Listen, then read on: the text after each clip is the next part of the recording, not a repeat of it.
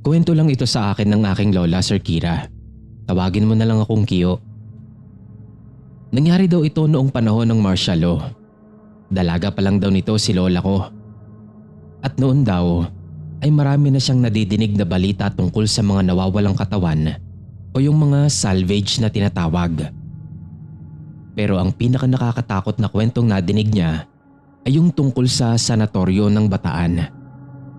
Isa daw yung lumang ospital na malapit sa bundok. May isang kaibigang lalaki si lola noon na doon nagtatrabaho. Tawagin na lang natin siyang Victor. Tahimik na tao daw itong si Victor at wala masyadong kaibigan. Isa itong assistant sa mortuary. Ang trabaho niya ay ayusin lang yung mga bangkay na sunod-sunod na dumadating sa kanila. Mga biktima daw yon ng martial law. Halatang mga pinahirapan, may tama raw ng bala o di kaya ay may saksak. Nasanay na lang daw si Victor dahil kailangan niya ng trabaho nun. Pero may isang bangkay daw ang dumating doon na talagang kakaiba sa lahat. Sobrang tigas daw ng katawan nito. Naakala mo bato sa sobrang tigas. Tapos nakatali din ito ng mahigpit ng lubid. At higit sa lahat ay nakadapa daw ito nung dinala doon. Tinanong daw ni Victor yung mga nagdala kung bakit daw ganun yung bangkay na yon. Pero ang sabi lang nila wag na wag daw tatanggalin yung pagkakatali ng bangkay na yon at hayaan lang daw ito na nakaganon kahit ano raw ang mangyari. May diin daw talaga yung pagkakasabi nito sa kanya kaya mas lalo siyang nahiwagaan doon sa bangkay na yon. Nilapitan niya yon at tinignan ng maigi. May kakaiba din daw itong amoy na hindi karaniwan sa mga bagong bangkay na ipinapasok sa kanila. Amoy daw yon ng nabubulok na sampagita. Nakakapanindig balahibo daw talaga yung amoy nun, sabi ng lola ko. Isang gabi, habang hinihintay ni Victor yung kapalitan niya, bigla na lang daw nagdagalaw yung bangkay na nakatali ng lubid. Akala pa nga niya binibiro siya nung kapalitan niya. Kaya mabilis niya nang isinukbit yung bag niya sa balikat niya. Nilapitan niya yung bangkay na gumagalaw-galaw at hinanap kung saan banda nagtatago yung katrabaho niya. Pero kinabahan siya nung makita niyang wala daw pala talaga yung kapalitan niya ron. Kusa daw talagang gumagalaw yung bangkay sa hindi niya malamang dahilan. Ang likot daw talaga nun at halos mahulog na sa lamesa. Agad daw siyang lumabas para maghanap ng mapapagsabihan ng nangyayari at nakita niya agad yung guard at yung isang janitor. Sinabi niya yung tungkol sa bangkay kaya dali-dali silang bumalik sa loob. At nandoon pa nga rin yun. Patuloy pa rin ito sa paggalaw. Palakas din daw ng palakas yung ungol na ginagawa nito. Yung guard daw mismo ang nakaisip na baka daw aswang talaga yung matandang yun. Yung aswang na naging amalanhig dahil hindi na ipasa ang sumpa ng pagiging aswang.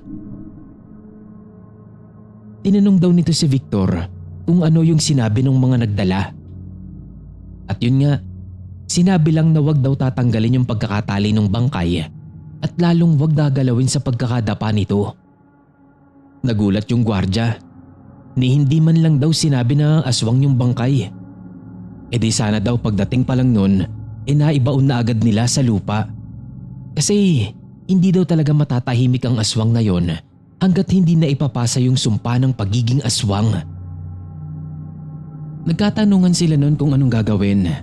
Ang sabi lang ng guard, hayaan lang daw.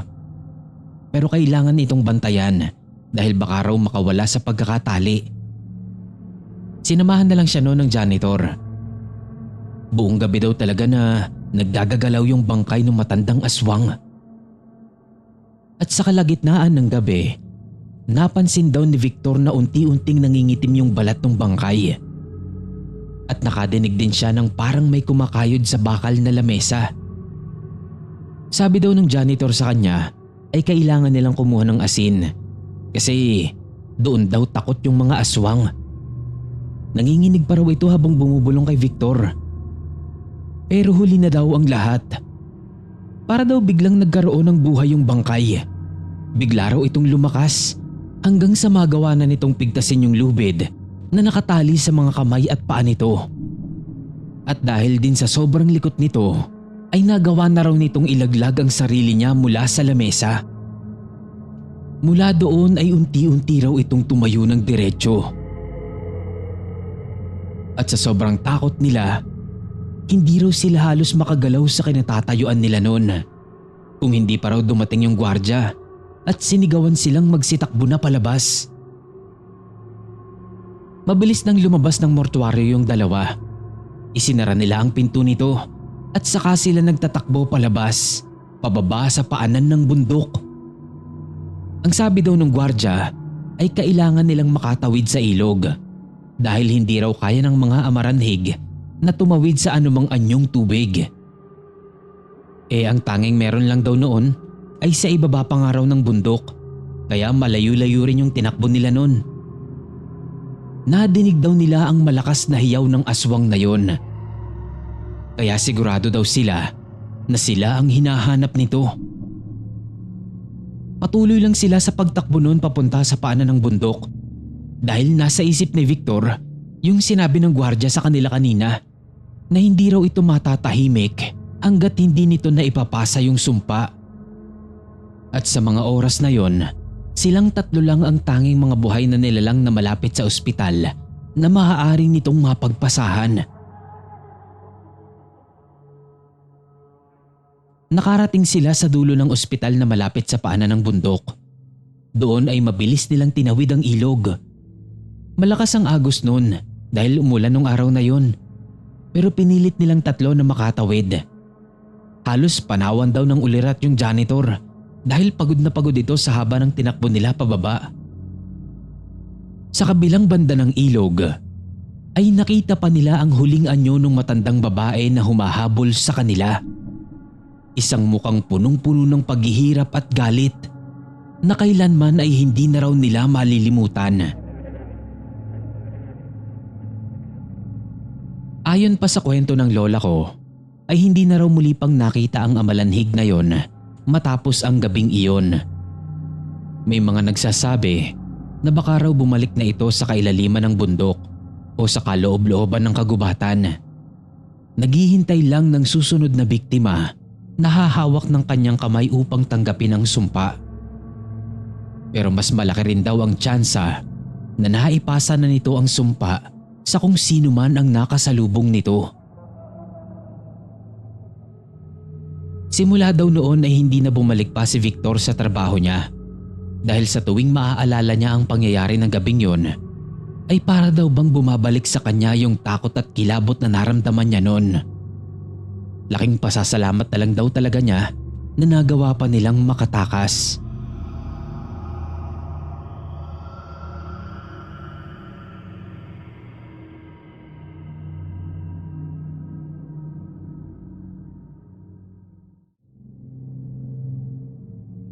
Magandang gabi po sa inyong lahat, Sir Kira.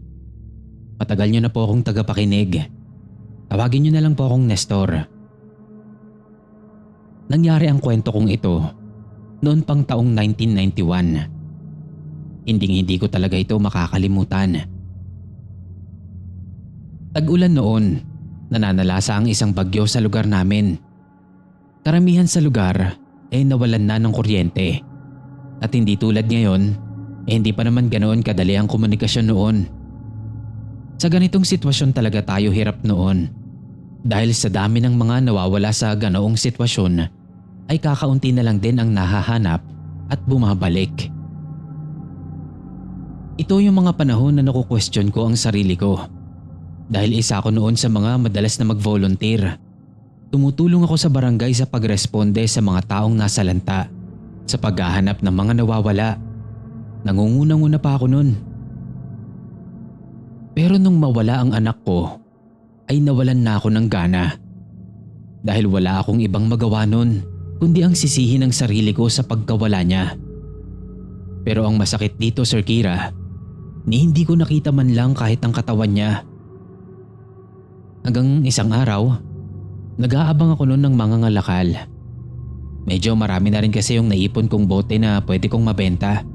Pati mga sirang appliances ko inayos ko na rin. Inilagay ko malapit sa harap ng gate para makita nila at siguradong hihintuan ako. Hindi naman nagtagal ay dumating na rin yung hinihintay ko. Casual kaming nag-usap, kumustahan, kasi suki na rin ako nung magbobote na yon. Habang inaayos namin yung mga kalakal na ibebenta ko, napatingin ako sa sidecar niya. Nakita ko doon yung pares ng boots na pambata na sobrang pamilyar sa akin. Nilapitan ko yun. Hinawakan ko. Tinignan ko rin yung ilalim ng boots. At hindi nga ako nagkamali. Dahil yun mismo yung bota na suot-suot nung anak ko bago siya nawala. Nandoon pa yung sulat ng ballpen para sa presyo ng bota na nabili lang namin sa ukay-ukay. Nandoon din mismo ang pangalan ng anak ko. Tinanong ko agad si Jan, yung magbobote. Ako, saan niya nakuha yung bota na yon? Hindi ko alam kung anong mararamdaman ko nun. Kasi hindi ko rin alam kung anong pwede kong asahan doon. Sinabi naman niya agad sa akin. Sinamahan pa niya ako nung malaman niya kung bakit. Pero sinabihan din niya ako na hindi ko na din daw dapat asahan na buhay pa ang anak ko. Dahil yung lugar daw kung saan niya nakuha yung bota na yon ay ang lugar kung saan nakatira yung mga kilalang aswang sa lugar namin. Maniniwala ba kayo, Sir Kira, na sa lugar namin noon ay kilala kung sino ang mga aswang? Ang isa doon ay tindero pa ng isda sa palengke tuwing umaga. Hindi ko naisip noon na maaaring sila ang gumawa kasi kilala silang hindi naman nananakit. Ewan ko, hindi siguro sila nananakit kasi nga kilala sila sa lugar namin. Pero noong nagkaroon na ako ng lead sa kung saan maaaring napunta ang anak ko, ay para akong unti-unting kinakain ng galit. Nung makarating kami sa lugar, itinuro sa akin ni Jan yung basurahan kung saan niya nakuha yung bota. At sinabi rin niya sa akin kung sino yung nakita niyang naglagay doon. Lalo akong nanlumo noon. Tawagin na lang natin siyang Ella. Si Ella ang pinakakilala doon dahil talaga daw na bumibisita ito sa mga buntis at mga matatandang may sakit. Hindi ko alam kung totoo, pero ang sabi, ang mga aswang daw ay hindi tumatalo ng mga kalugar o mga kapitbahay. Pero iba raw si Ella kasi talagang tumitira daw ito ng kalugar. Maraming araw ang takot at galit sa kanya dahil hindi niya talaga itinatago kung ano siya. Marami daw ang nakakakita sa kanya. Sa taas ng bubong, sa kalsada na palutang-lutang pa. Hindi ko alam kung bakit hindi ko naisip na maaaring sila ang dahilan. Humingi ako ng tulong noon sa barangay pero walang gustong tumulong sa akin. Lahat ay takot. Maski naman ako. Dahil kung sakaling kikilos ako at kakalabanin sila at hindi ko sila mapapatay, ay siguradong babalikan niya ako o ang pamilya ko.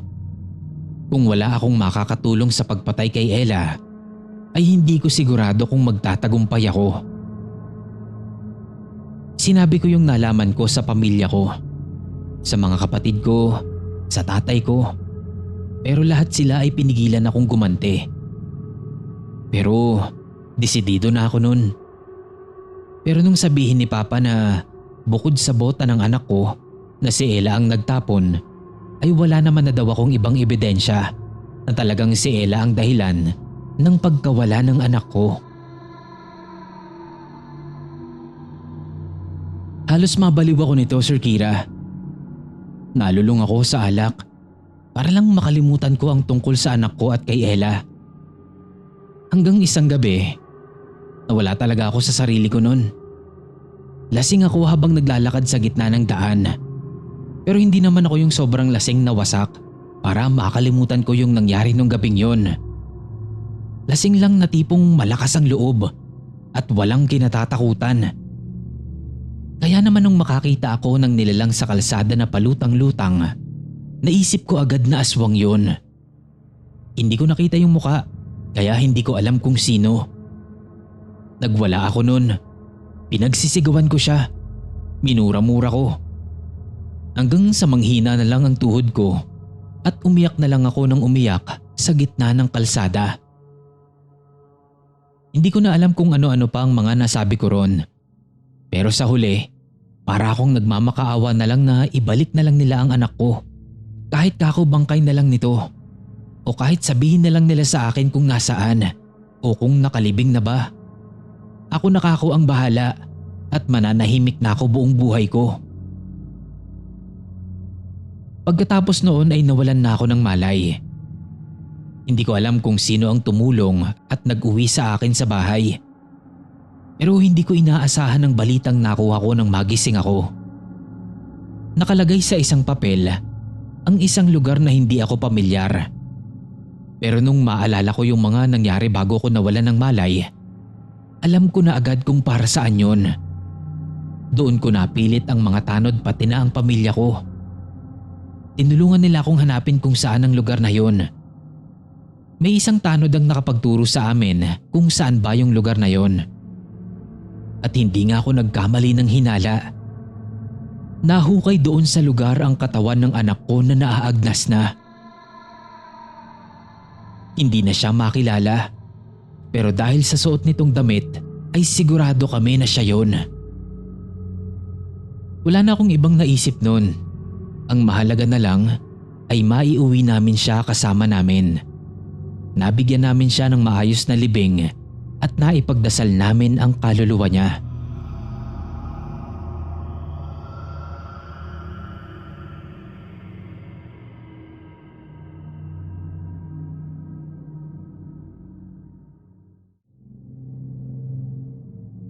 Kumusta, Sir Kira? Tawagin mo na lang akong Heidi. First time ko lang magsishare, kaya please be kind. Nangyari tong kwento ko noong dumalaw kami sa parents ko sa Bicol. Matagal na akong hindi nakakauwi doon dahil na rin sa hirap ng buhay. Dito kasi kami tumira ng asawa ko sa lugar nila sa Rizal.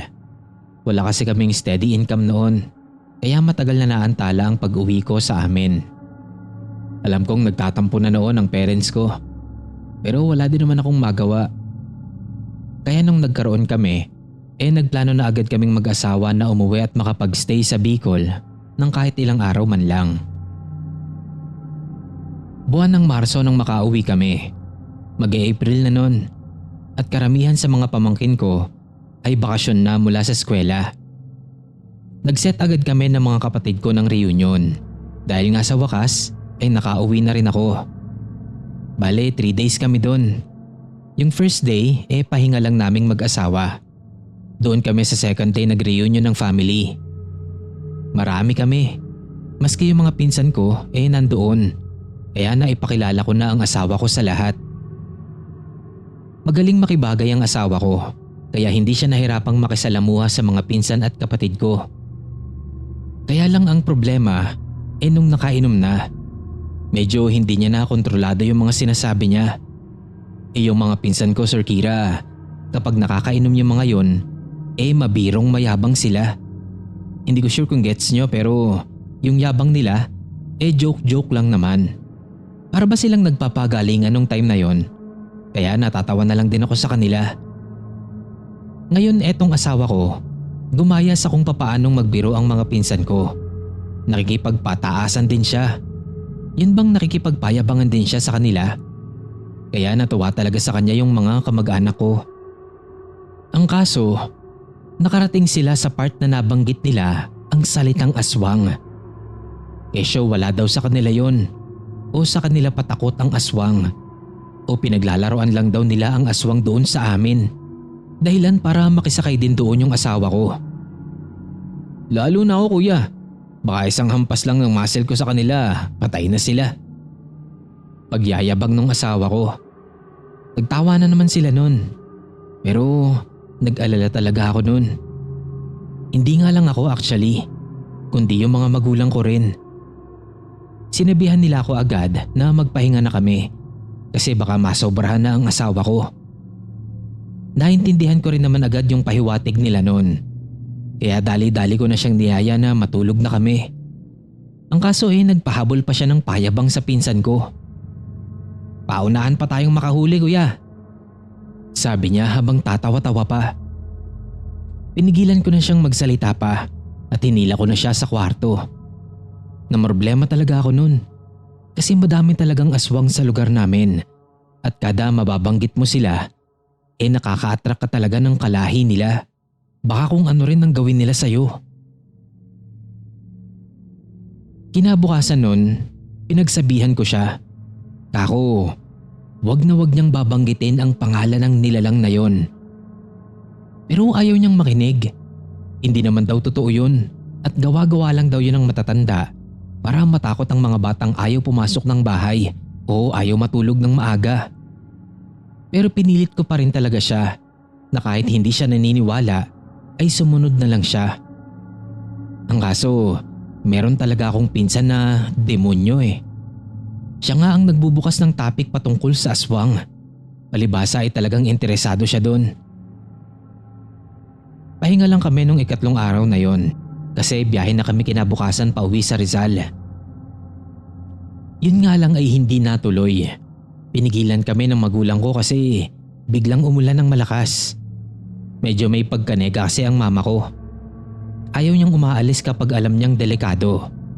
Negative din sa kanya yung gabi babiyahe tapos malakas ang ulan. Kaya wala kaming nagawa nun ng asawa ko kundi ang magstay na muna doon buong gabi.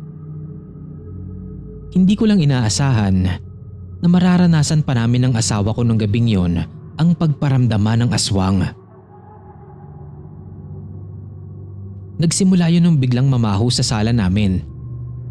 Bukas lang ang bintana namin noon para pumasok yung malamig na hangin. Pero nun ngang namaho nagsara na kami. At habang nagsasara ng bintana ang asawa ko, bigla siyang napatitig sa labas. Halos ilabas pa niya yung mukha niya sa grills ng bintana. Kaya naman nagtaka ako. Lumapit ako sa kanya para makiusyoso. Gusto kong malaman kung ano yung tinitignan niya. At nung makita ko, nagtaka din ako. Meron kasing parang nakatayo doon sa ibabaw ng pader namin. Pero dahil sa dilim, hindi ko yun makita ng maayos. Nung mag-adjust na ang paningin ko sa dilim, ay saka naman biglang isinara ng malakas ng asawa ko yung bintana. Nagulat ako nun, maski sila mama napatingin sa amin. At akala pa nag-aaway kaming mag-asawa kaya nagdabog ang asawa ko. Sinabi ng asawa ko yung nakita niya na parang aswang daw. Nabahala naman si Papa. Lumapit siya sa pwesto namin. Sumilip siya sa labas. Pero wala na daw yun doon. Kaya napasilip ulit kami ng asawa ko. At talagang wala na doon yung parang nakatayo sa pader. Sabay naming sinabi na meron talagang nakatayo doon kanina. Maya-maya, nakarinig naman kami ng malakas na pagpagaspas sa itaas namin. Alam mo Sir Kira, never talaga akong nakarinig ng pagpagaspas ng pakpak ng ibon. Pero nung time na yon, wala akong ibang maisip sa nadinig ko. Na mayroong malaking ibon at paikot-ikot yun sa itaas ng bubungan namin. Lumanding pa nga yun sa bubong. Rinig na rinig namin kasi bigla ding humina yung ulan nun. Nagpagapang-gapang yun sa taas at parang kumukot-kot pa sa yero. Nagbaba na rin kami ng kurtina nun. Pero halos panawan ako ng ulirat nung bigla kong nakita na may naglanding na naman sa pader namin. At kitang-kita ko yun, Boss Kira. Sobrang laki ng pakpak nun na kahawig ng pakpak ng paniki. Parang sinlaki ng tao. Ganun siya. At nakita din yun ng papa ko. At talagang nagulat ako sa ginawa ni Papa. Binuksan niya yung bintana. Tapos minura niya ng minura yung aswang na nasa pader. Tapos nagulat pa kami lalo nung may biglang lumitaw na buhok mula sa itaas. Isinara ni Papa yung bintana. Tapos dumiretso siya sa kusina. Hindi ko pa alam nun kung anong plano niya. Pero pagbalik niya, hawak niya na yung lagayan namin ng asin. Pinagwiwisikan niya ng asin yung nasa itaas habang minumura ni Papa at sinasabihan na wag na siyang babalik. Pagkatapos nun ay nawala na yung nasa pader, pati na yung gumagapang sa bubungan namin. Akala ko nga tiktik yun eh. Pero ang sabi nila, ang uri daw ng aswang na gumagamit ng buhok ay tinatawag na kubot. Pero sa mga babae lang daw yun, kasi daw pag lalaki, iba naman. Ang sabi pa ni Papa nun, mukha daw yayariin talaga yung asawa ko. Tas naalala ko, hindi naman talaga ang asawa ko ang nag-umpisa ng usapin na yon, kundi yung pinsan ko. Kaya naman kinonta ko yun at ibinalita ko na pinuntahan ng aswang ang asawa ko. Siyempre kahit naman ganun yung pinsan ko na yon, ayoko rin namang may mangyari doon. Kaya pinag-ready ko rin siya ng sarili niya. At okay naman daw siya, kaya niya naman daw ang sarili niya. Kinabukasan nun pagka-umaga, bumiyahe na kami agad. Binalitaan ako noon ng pinsan ko habang nasa biyahe pa kami. At ang sabi niya, pinuntahan nga din daw siya. Pupuluputan daw sana siya ng buhok ng kubot. Pero buti na lang, nakapag-ready na siya ng asin sa bulsa niya. Kaya hindi na rin ito nakalapit sa kanya. Mabuti na nga lang din talaga at nasabihan ko siya noon. Kasi kung hindi, malamang nawala siyang panlaban noon kung napuluputan siya. Eto na yun, Sir Kira. Pasensya na kung medyo napahaba at medyo wala rin namang kwenta yung iba. Ikaw na po sanang bahalang mag-ayos. More stories pa po. Salamat.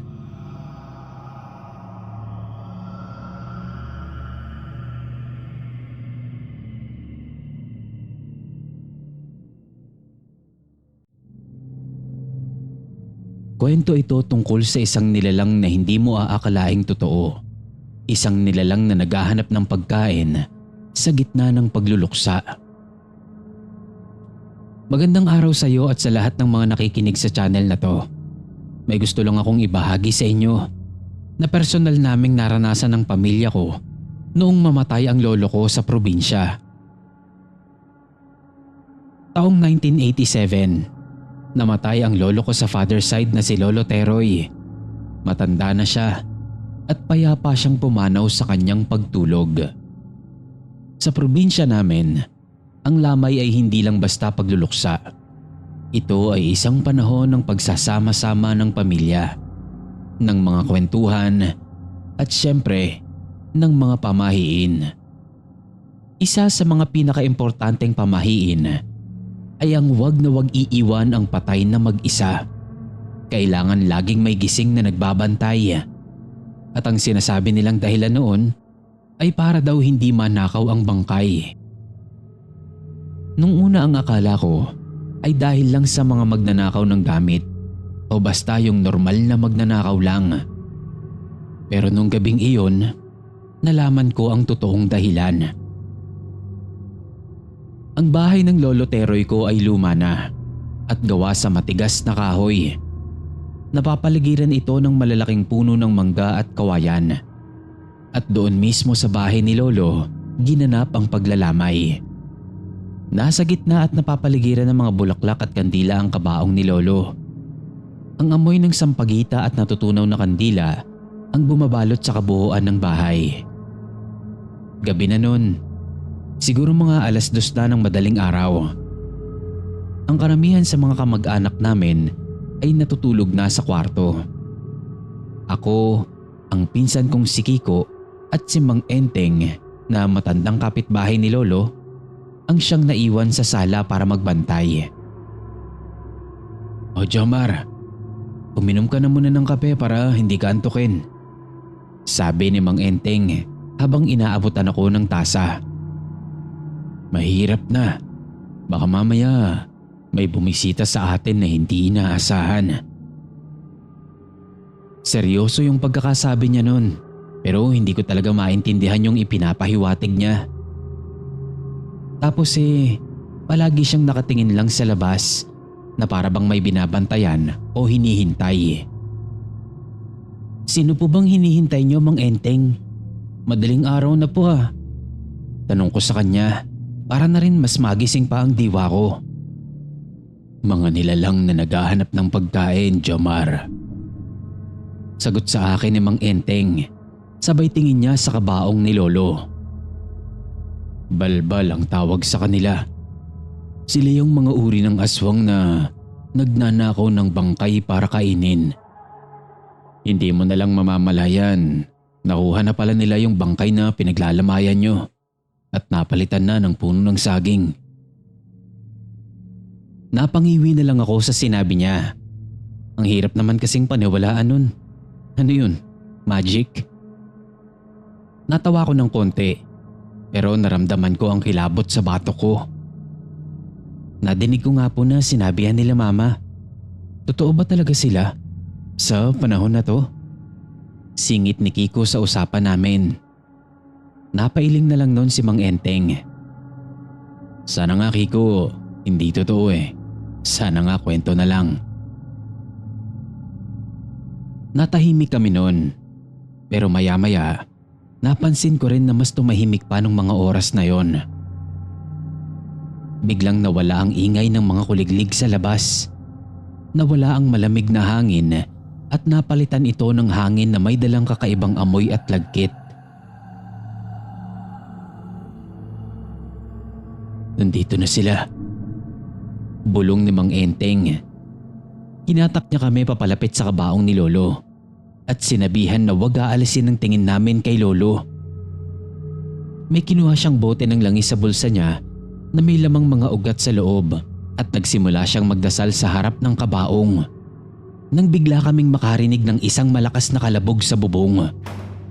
Yung parang may malaking ibon na dumapo doon. Tapos may narinig naman kaming tunog ng mga kuko na parabang kumakalmot sa yero.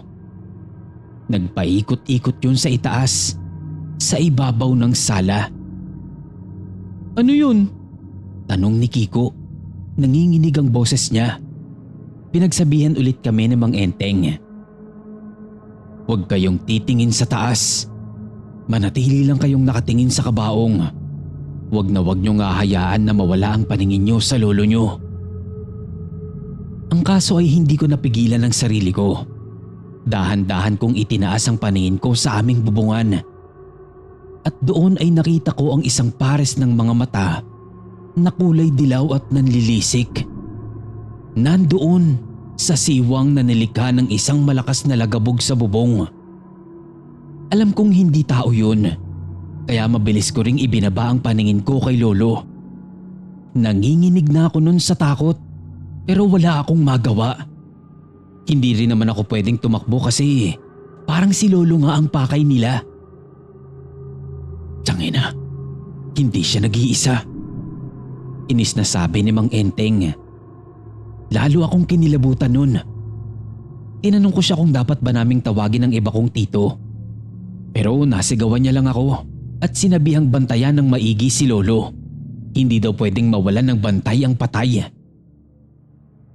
Nadagdagan ng kalabog sa bubungan namin at laking pasalamat namin na naglabasa na rin yung ibang mga tito at tita namin.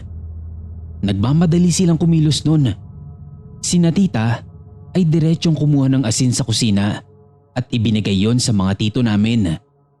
Gustuhin ko mang tignan kung anong gagawin nila tito ay hindi ko magawang ialis ang paningin ko kay Lolo. Lalong lumakas ang dasal ng Mang Enteng nun habang tila isinasaboy nila tito ang asin sa paligid ng bahay. Maya-maya, bigla kaming nakarinig ng malakas na hiyaw mula sa labas. Tumalab yata yung asin. Yung mga asong umaalulong kanina, biglang nanahimik. Nasa bintana na sila! Biglang sigaw ni Kiko. Tumingin ako sa bintana ng sala. Doon, nakita ko ang muka ng halimaw. Maputla. Parang bangkay na rin ang itsura nito. At yung mga mata ay tila walang talukap. Ang mga kuko nito ay pilit na sinisira yung screen ng bintana. Ang mabahong amoy ay mas pumapasok pa sa loob ng bahay. Nakakasulasok ito sa sobrang baho. Itinapon ko ang isang dakot na asin sa bintana. Pagdapo ng asin sa balat ng nilalang ay umusok ito at narinig namin ang isang nakakangilong hiyaw. Umatras ang nilalang sa dilim. Pero alam namin na hindi pa rin siya talaga umaalis. Bakit nila gustong kunin si Lolo? Tanong ko habang nanginginig ang mga kamay. Para kainin, Jomar. Sagot ni Mang Enteng habang hindi inaalis ang tingin sa kabaong. Patay na katawan ng tao ang kanilang pagkain at sa oras na makuha nila ang bangkay ng lolo ninyo, gagamit sila ng mahika para palitan ito ng katawan ng puno ng saging. Na sa paningin ng mga tao, ang mahal nila sa buhay ay nandoon pa rin. Pero ang totoo, kinakain na nila ito sa kanilang lugar.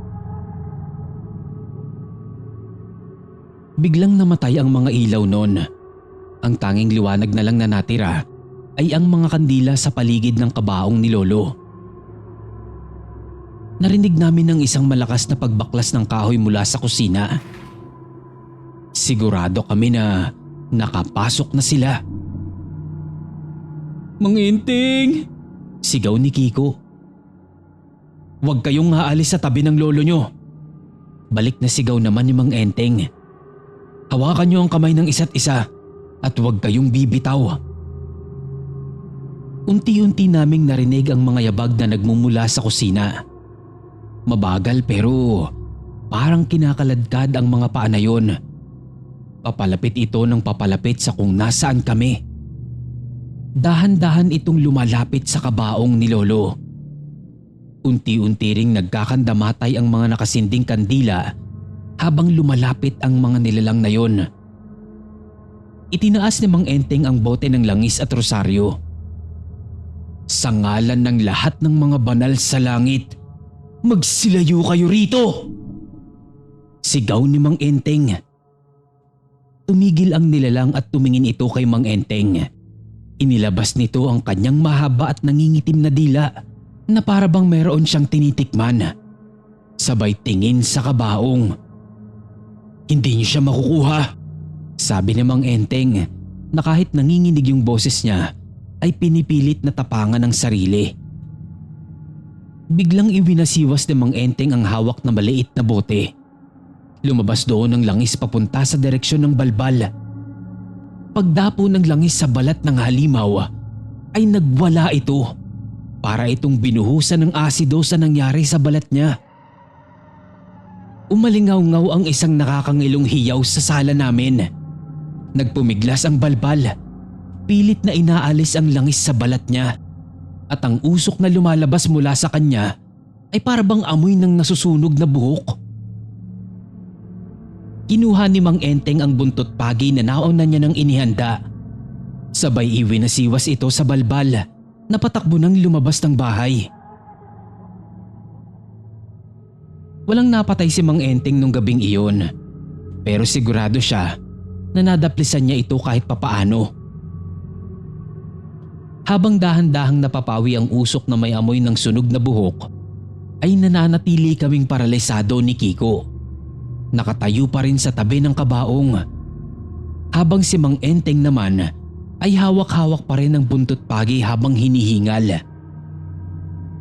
Ang tanging liwanag na lang na natitira noon ay ang huling dalawang kandilang hindi namatay na nasa tabi ng kabaong ni Lolo.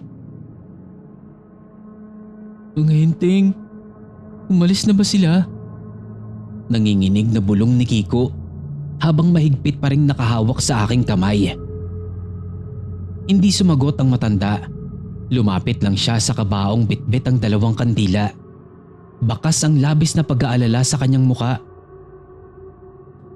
Jomar, Kiko, buksan niyo yung takip. Utos niya sa mahinang boses.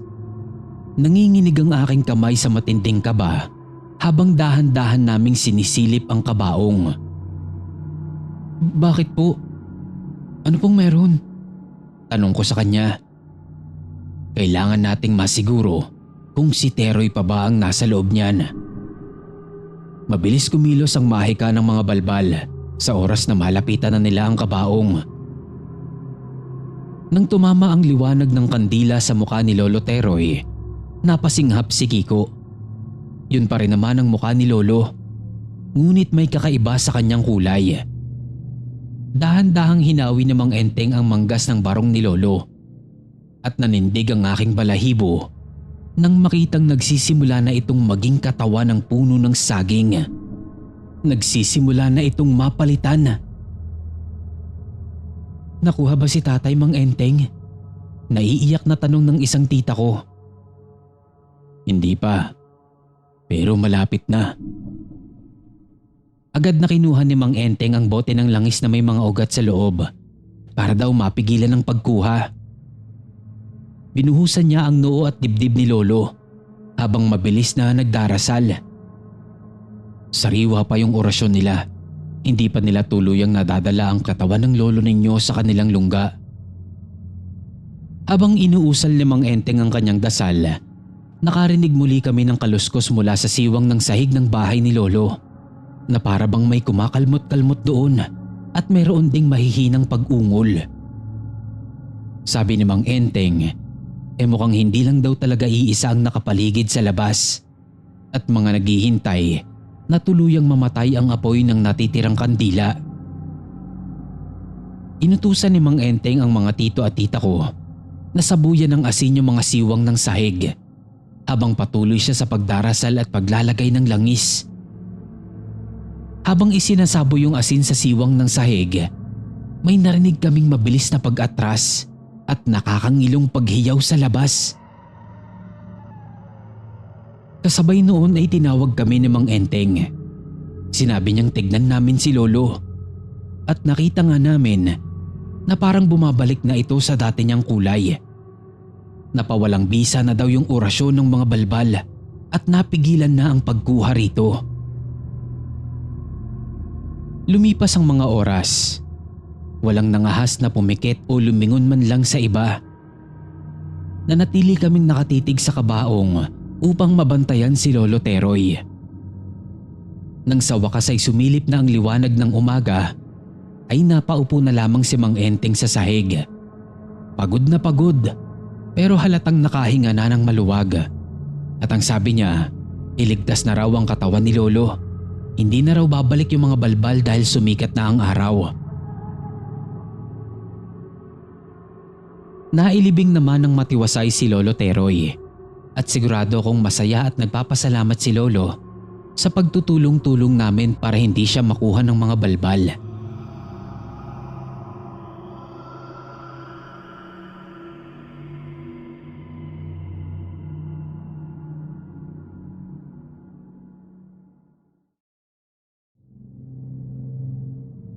Itago niyo na lang ako sa pangalang Roel. Hindi ko totoong pangalan. Itong kwento ko ay kwento lang sa akin ng magulang ko. Karanasan nila ito noong ipinagbubuntis pa lang ako ng mama ko. Nangyari daw ito sa probinsya ng papa ko. Liblib yung baryo nila. Malayo sa syudad. Malayo din ang lalakarin para lang makarating sa kalsada kung saan dumadaan ng mga tricycle. Kaya yung labas daw nila noon ay tuwing linggo lang.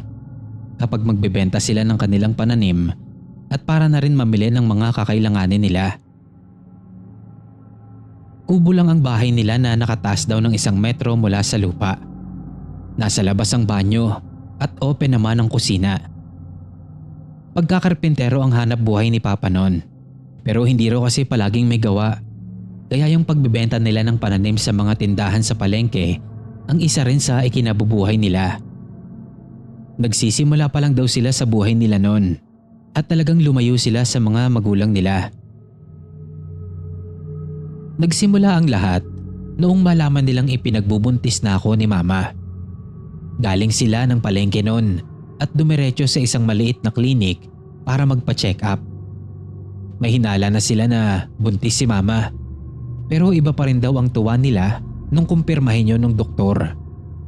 Sobrang saya daw nila noon at agad nilang naibalita sa suki nilang tindahan sa palengke. Dahil nga daw malayo sila sa mga magulang nila at hindi pa naman uso ang cellphone at internet nung time na yon, ay doon sila agad nakapagbalita. Masaya silang umuwi noon, pero doon na rin nagsimula ang mga kakaibang kaganapan sa buhay nila. Nung una ay hindi naman daw nila masyadong iniintindi. May mga pagkakataon lang daw nun na pakiramdam nila may nakatingin sa kanila na hindi naman nila nakikita. Tumagal daw yung ganoong pakiramdam nila ng halos 3 buwan hanggang sa mapag-usapan na nila yon isang beses. Noon pa lang sila nagkakatob na baka daw iba na pala yon. Kinabukasan lang din daw nang mapag-usapan nila yon ay agad nang pinatibayan ni Papa yung bubong at pintuan nila. Ginawan din nila ng tabing yung kusina nila para maisara nila tuwing gabi.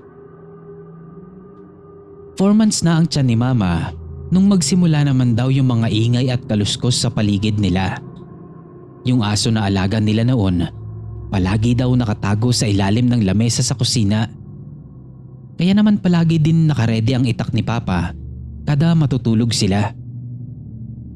Isang beses ng gabi noon, bigla daw may malaking ibon ang dumapo sa itaas nila. Sigurado daw silang malaki kahit na hindi pa nila nakikita. Kasi ang lakas daw ng pagdapo nito at talagang lumundo daw yung part ng bubong na pinaglandingan nito. Agad na hinawakan ni Papa yung itak niya, sabay nagsalita ito. Sinabi niya na wag daw nitong susubukan dahil kilala daw niya ito. Dahil palagi raw silang nagkikita nito sa palengke.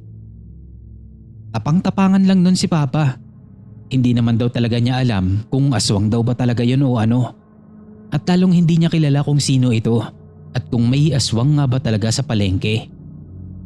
Yun lang daw talaga ang naisip niya kasi bahay at palengke lang naman daw sila nung mga panahon na yon. Pero simula daw ng gabing yon ay naging regular na ang pagdalaw ng malaking ibon na yon sa bubungan nila. Nung hindi daw talaga tumigil sa pagbisita ang malaking ibon na yon, ay mas pinatibayan na ni Papa ang pader nila. Nag-double wall na daw sila noon ng mga kawayan. Tsinaga niya daw talaga dahil wala naman silang budget para lumipat pa ng bahay. Patagal daw ng patagal. Hindi na lang yun basta dumadapo sa bubong nila, kundi gumagapang na rin yun paikot sa itaas nila. Tapos minsan pa nga, naglalakad din daw ito. Sobrang bigat daw ng mga yabag nito. Maiisip mo rin talaga na parang tao yung naglalakad sa itaas. Tapos kinabukasan noon, aakyatin ni Papa yung bubong nila para naman iayos yung mga nasirang parte doon. Pagkalinggo noon, nung magpunta sila sa palengke at para makapagpa-check up, natanong sila nung mag-asawa na nandoon kung inaaswang daw ba sila.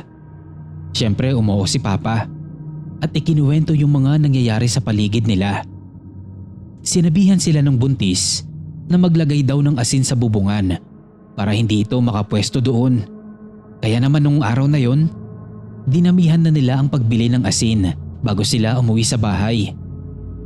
At pagka-uwing araw nila, nagbudbud agad si Papa ng asin sa itaas, sa mga bintana, pinto at pati na rin sa paligid ng bahay.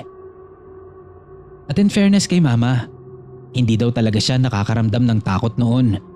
Wala din daw siyang nararamdaman na kung ano sa tiyan niya. Kasi siguro maliit pa daw yung tiyan niya noon. Kaya pa raw niyang lumaban kung sakali. Pero natatawa daw talaga siya kay Papa. Kasi si Papa raw talaga yung sumasakit ang tiyan dahil sa sobrang nerbiyos.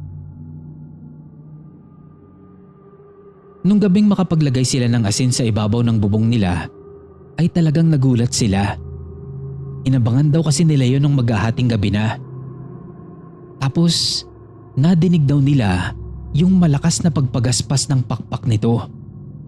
At nung dumapo nga yun sa bubungan nila, bigla na lang daw silang nakarinig ng malakas na pagpalahaw mula sa itaas.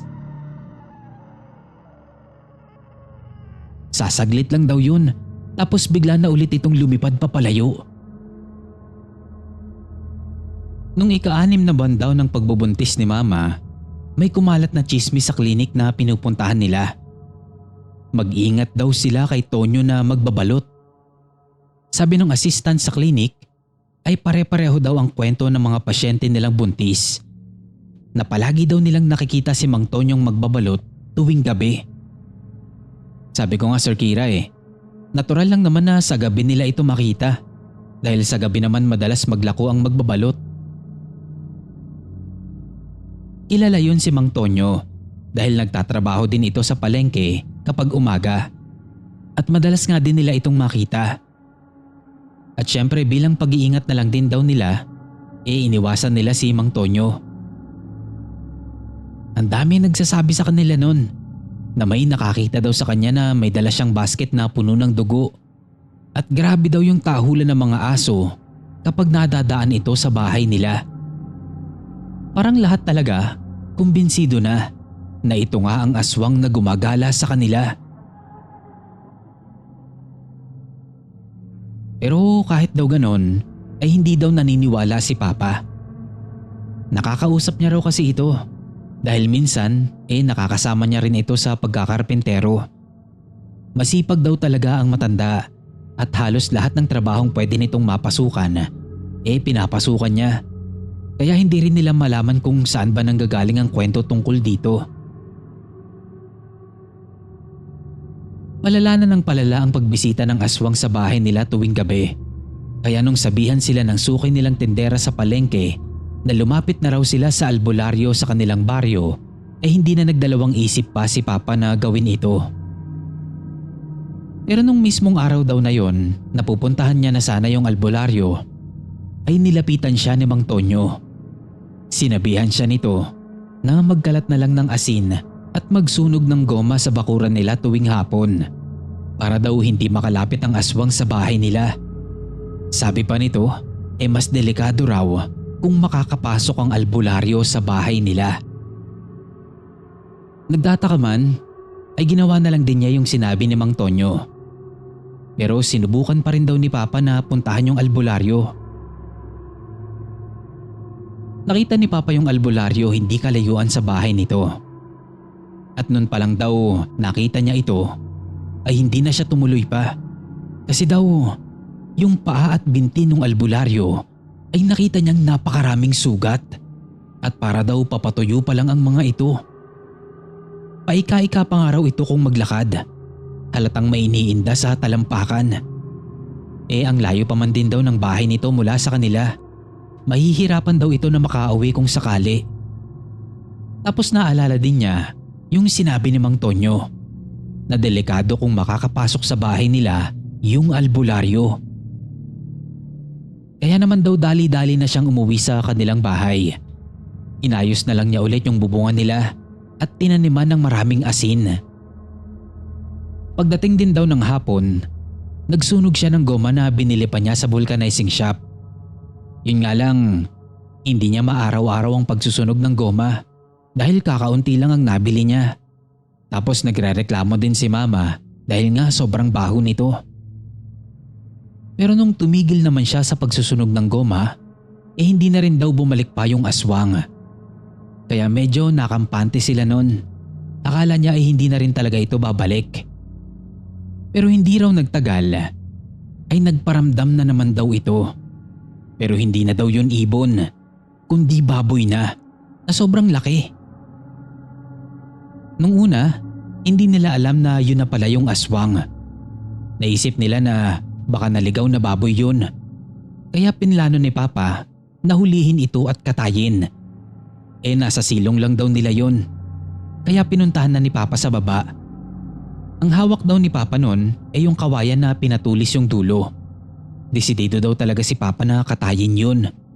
Kaya nung masaksak niya raw ito sa may balikat gamit yung kawayan na matulis, ay sa kanya ito inundayan ulit ng itak niya. Nasugatan niya raw yun. Pero nakawala pa rin daw ito at nakatakbo pa palayo. Hindi na lang daw niya hinabol kasi baka mapagalitan na siya ni Mama kapag iniwan niya ito.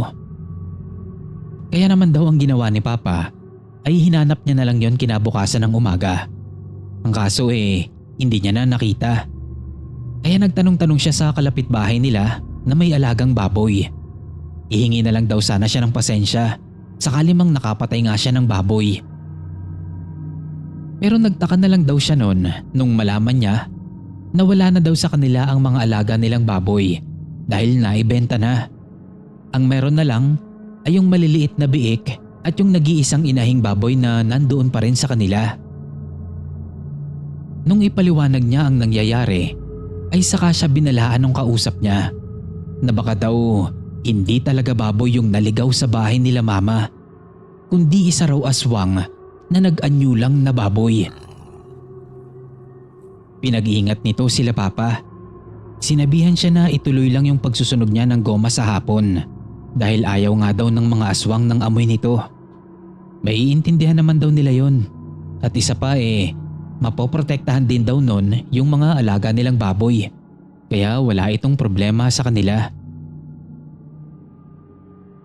Umuwi daw si papa nun natulala. Kaya natatawa daw si mama. Hindi daw kasi akalain ni papa na sa ganun niya maiengkwentro ang aswang.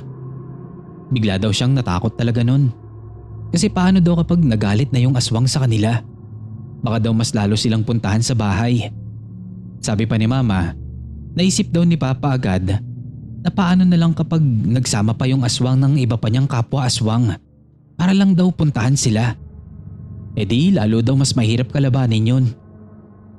Sabi ko naman kay mama, buti ka ako hindi talaga siya natatakot nun. Nasa 7 to 8 months na yung tiyan niya nun. Ang sagot ni mama, halos lahat daw kasi nang sabihin kay papa noon na dapat niyang gawin, laban o pangontra sa aswang, ay ginagawa agad nito. Pati yung pagpapatibay ng bahay nila, talaga daw pinaglalaanan ni papa ng oras na gawin. Kaya sigurado daw siya na safe siya kasama si papa. Sabi pa ni mama, hindi raw siya nakaramdam ng kahit anong pananakit ng tiyan nun. Siguro daw kasi, talagang hindi na nakakalapit sa bahay nila ang aswang. Pero hindi pa doon natatapos ang kwento ni Papa Sir Kira. Nung bandang katapusan na daw ng 8 buwan ni Mama, ay may paparating na bagyo. Kaya problemado si Papa nun sa kung papaano ang dapat niyang gawin.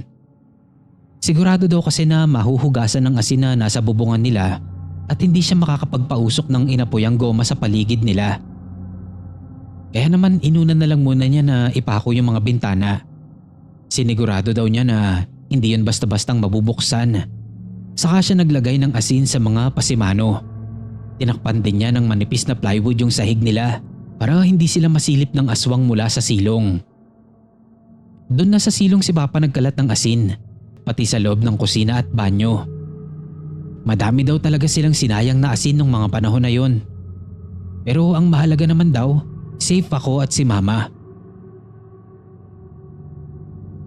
Nung bandang hapon daw, nagulat sila dahil biglang dumating si Mang Tonyo. Iniabot daw nito sa kanya ang isang buntot pagi. Malakas daw makasugat sa aswang yun, kaya kung sakali man, ay yun ang magandang gamitin nilang panlaban dito. Hindi malaman ni Papa nun kung anong sasabihin. Mas lalo daw siyang kinabahan kasi sinabi din ni Mang Tonyo na malaki ang posibilidad na magpunta ang aswang sa kalagitnaan ng bagyo.